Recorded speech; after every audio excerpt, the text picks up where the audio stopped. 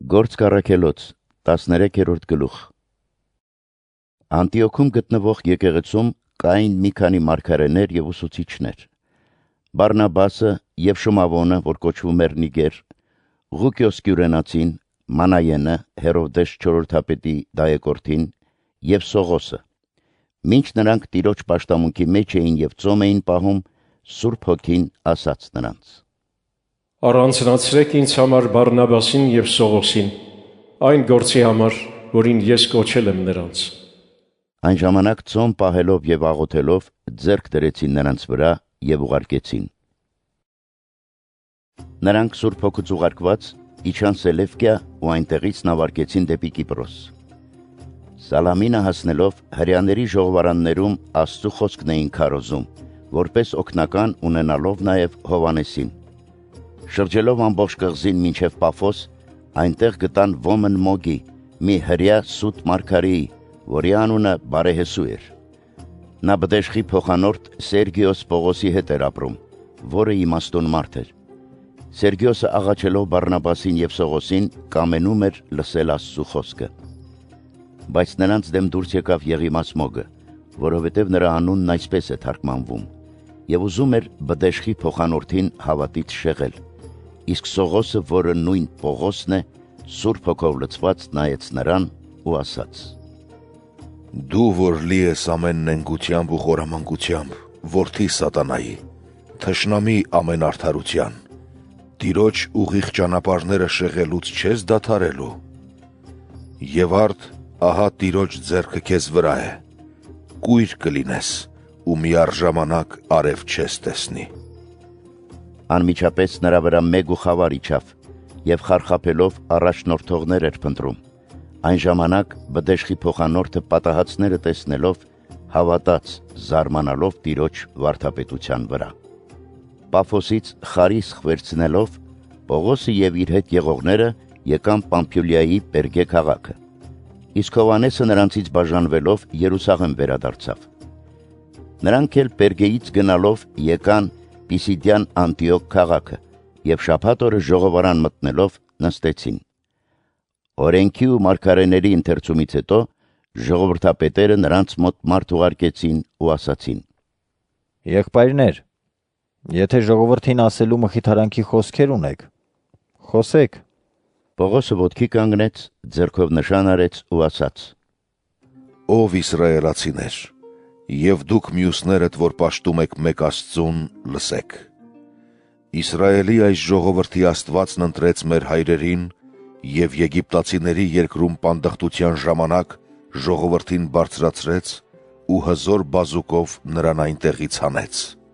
եւ շուրջ 40 տարի շարունակ անապատում կերակրեց նրանց։ Իսկ Քանանի երկրում 7 ազգեր խորտակելով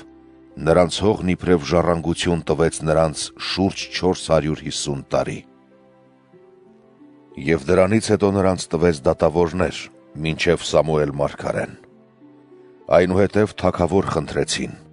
ու Աստված նրանց թագավոր տվեց Բենյամինի ցեղից Կիսի որդուն, Սավուղին, 40 տարի։ Եվ երբ նրան փոխեց, նրանց համար մեջտեղ բերեց Դավթին, որպես թագավորի,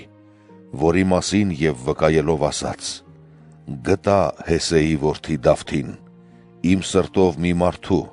որը պիտի կատարի իմ ամբողջ կամքը։ Աստված ըստ իր խոստման սրա սերնդից Իսրայելի համար հանեց մի փրկչի, Հիսուսին։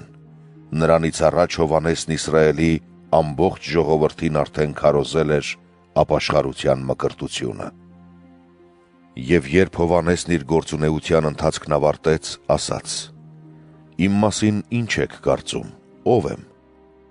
Ես Քրիստոսը չեմ,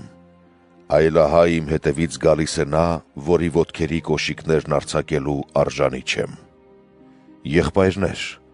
Աբրահամի տոհմի որդիներ, եւ ձեր մեջ նրանք, որ Աստծուց երկնչում են, ձեզ ուղարկվեց փրկության այս խոսքը։ Բայց Երուսաղեմում բնակվողները եւ նրանց իշխանավորները չճանաչեցին Հիսուսին եւ նրան դատապարտելով կատարեցին մարգարեների խոսքը, որն ամեն շաբաթ ընթերցում էին։ Եվ մահվան արժանի ոչ մի հանցանք չգտնելով, Պիղատոսին խնդրեցին սպանել նրան։ Երբ կատարեցին նրա մասին գրված ամեն բան, խաչափայտից իջեցնելով գերեզման դրեցին։ Բայց Աստված մեռելներից հարություն տվեց նրան, որ բազում օրեր շարունակ երևաց նրանց, ովքեր նրա հետ Գալիլեայից Երուսաղեմ էին բարձրացել, եւ ովքեր ներկայումս էլ ժողովրդի առաջ նրա վկաներն են։ Եվ մենք ձեզ ավետարանում ենք մեր հայրերին տրված խոստումը, քանզի Աստված նույնը կատարեց մեզ նրանց որդիների համար հարություն տալով Հիսուսին, ինչպես գրված է երկրորդ Սաղմոսում. «Դու իմ որդին ես,